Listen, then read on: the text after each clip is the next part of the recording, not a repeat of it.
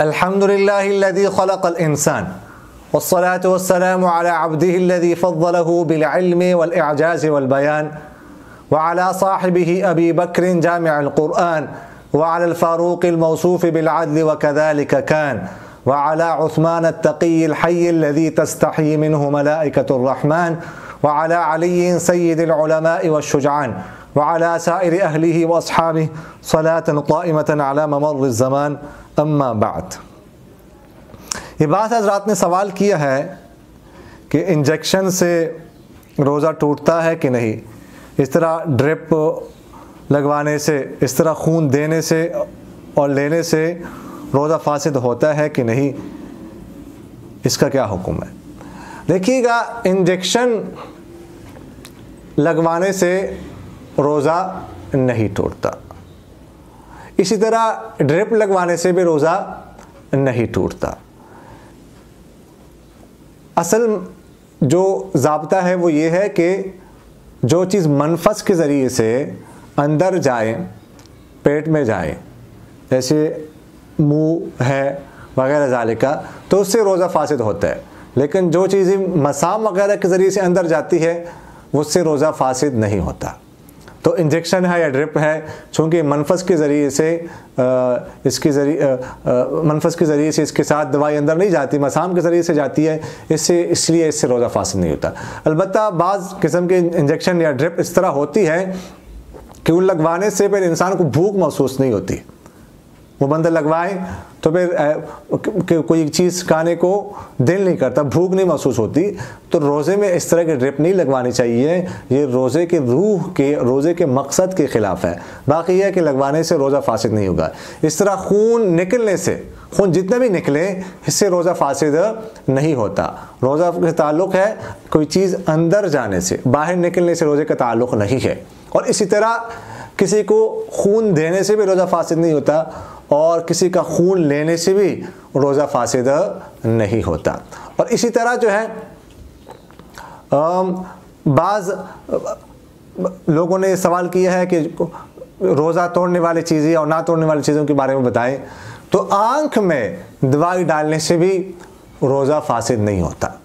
अगरचे आँख में दवाई डालने से हलक में उसकी कड़वाहट सी वगैरह महसूस होती है, लेकिन उससे रोज़ा नहीं टूटता। इसलिए कि ये मसला मनसूस है। हदीस शरीफ में सरकार दो आलम सल्लल्लाहु अलैहि वसल्लम से मनक़ूल है रोज़े की हालत में सुरमा लगाना।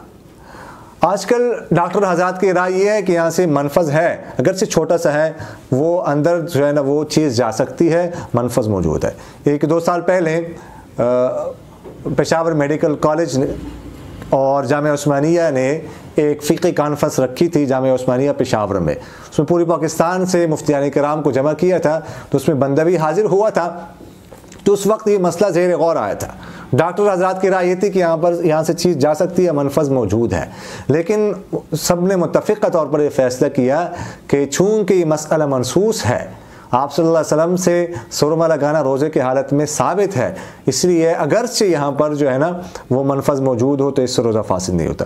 बाज़ हज़रात ने ये भी इसकी तवजीह की है कि वो अगरचे वो मनफज़ तो है, लेकिन इतना छोटा सा होता है कि वो मसाम के दर्जे में होता है। तो जिस तरह मसाम के ज़रिए से कोई चीज़ अंदर जाए तो रोज़ा फासिद नहीं होता, तो इससे भी नहीं होता। इसी तरह आँख में दवाई डालने से, तेल डालने से, कोई और चीज़ डालने से रोज़ा फासिद नहीं होता। पुरानी किताबों में लिखा हुआ है कि आँख में दवाई डालने से रोज़ा फासिद हो जाता है, लेकिन अब जदीद तहकीक ये सामने आई है कि यहाँ पर मनफज़ है ही नहीं। यहाँ पर अंदर पर्दा होता है, वो पर्दा अगरचे बारीक होता है बड़ा, लेकिन बड़ा मजबूत होता है वो, इसलिए उसके होते हुए कोई भी चीज़ अंदर नहीं जा सकती।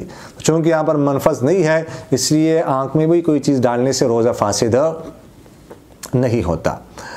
अलबत्ता जो नाक होती है, नाक, इससे डायरेक्ट हल्क में जो है वो चीज़ जा सकती है। तो अगर आँख में कितनी कोई चीज़ डाल दी, अंदर चली गई, तो उससे रोज़ा जो है वो फासिद हो जाएगा, रोज़ा इससे फासिद होता है। बाकी जो इंसान का मुंह होता है तो इसकी ना 2 हैसियतें हैं। इसका एक ताल्लुक़ ज़ाहिर के साथ है, एक बातिन के साथ है, ठीक है। तो अगर इसके अंदर कोई चीज़ डालें, अंदर नीचे हल्क में ना उतरे, तो उससे रोज़ा फासिद नहीं होता। अलबत्ता अगर इस जो है ना इसकी से कोई चीज़ अंदर चली गई, हल्क में उतर गई, तो हल्क चूँकि मोतबर मनफज है, तो इसलिए हल्क में उतर जाने से वो रोज़ा टूट जाएगा। इसका एक ताल्लुक इसलिए चूँकि इसका ताल्लुक ज़ाहिर के साथ है, तो इसके अंदर कोई चीज़ डालने से रोज़ा फासिद नहीं होता। इसी तरह इसका एक ताल्लुक बातिन के साथ भी है कि अगर अंदर ही थू कोई निगल ले तो उससे भी उसका रोज़ा फासिद नहीं हो जाता। और इसी तरह जो है अगर कोई मक़आद में इन्हें पीछे का जो इंसान का रास्ता है उसमें कोई दवाई डालता है, तो वो ये ज़हन में रखिएगा कि अगर वो ज़्यादा ऊपर तक ना डाले, यानी जो अंतड़ी है वहाँ तक ना पहुँचे, उसके नीचे नीचे अगर हो तो उससे रोज़ा फासिद नहीं होता। अलबत्ता अगर वो अंतड़ी तक बात पहुँच जाए तो चूँकि वो मनफज़ मोतबर है तो फिर उससे रोज़ा फासिद हो जाता है। और इसी तरह जो है मिसवाक करने से रोज़ा फासिद नहीं होता। और टूथपेस्ट जो है इसके से एहतियात करनी चाहिए रमज़ान मुबारक में। वैसे अगर ये बंदा कर ले दांतों में नीचे इसका असर जायका वगैरह असर ना जाए नीचे हल्क के नीचे, तो फिर तो रोज़ा फासिद नहीं होता। लेकिन इसमें जो है ना वो एहतियात करनी चाहिए, अंदर जो है वो हल्क के अंदर चीज़ जा सकती है, इसलिए इससे बचना चाहिए रोज़े की हालत में।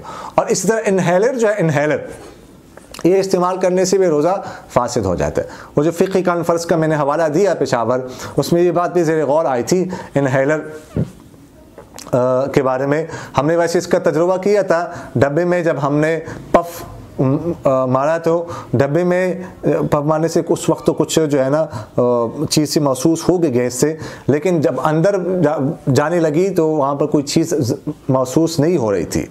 तो हमने डॉक्टर के सामने ये बात रखी कि अब ऐसा महसूस होता है कि जो है असर सिर्फ अंदर जाता है लेकिन चीज़ अंदर नहीं जाती। लेकिन डॉक्टर आज़ाद कह रहे थे कि नहीं, इसके साथ जो है ना दवाई अंदर जाती है 15%, बहुत कम 10%, 20%, तभी तो फ़ायदा होता है अंदर जाके। अगर दवाई अंदर ना जाए तो फिर इसका कोई फ़ायदा नहीं है। तो चूँकि इससे दवाई अंदर जाती है तो कलील चीज़ हो या कसीर हो, कलील चीज़ थोड़ी सी चीज़ क्यों अंदर ना जाए, कोई थोड़ी सी चीज़ क्यों ना हो, लेकिन अंदर जाने से रोज़ा फासिद हो जाता है।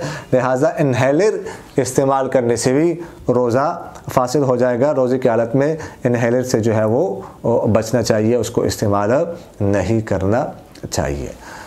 अक़ूलु क़ौली हाज़ा अस्तग़फ़िरुल्लाह ली व लकुम व लिसाइरिल मुस्लिमीन फ़स्तग़फ़िरूहु इन्नहु हुवल गफ़ूर। मेरा दिल बदल दे, मेरा दिल बदल दे, मेरा दिल बदल दे, मेरा दिल बदल दे।